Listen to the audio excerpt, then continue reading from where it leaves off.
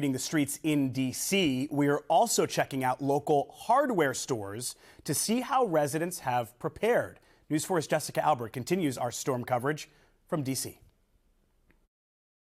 D.C. is not expected to get as much snow as the Northeast this time around, and that's exactly why Alice Nadelman, who is from New Jersey, is here visiting her daughter. We will stay here until the snow in New Jersey is manageable.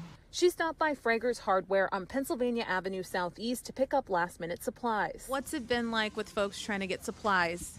It's been absolutely crazy. I mean, as soon as we get something in, it's gone.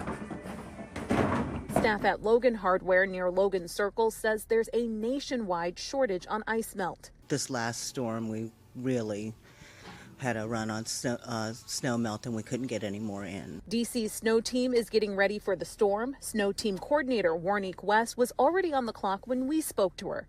About 200 plows started treating roads at noon on Sunday. That allows the salt to be worked into the pavement.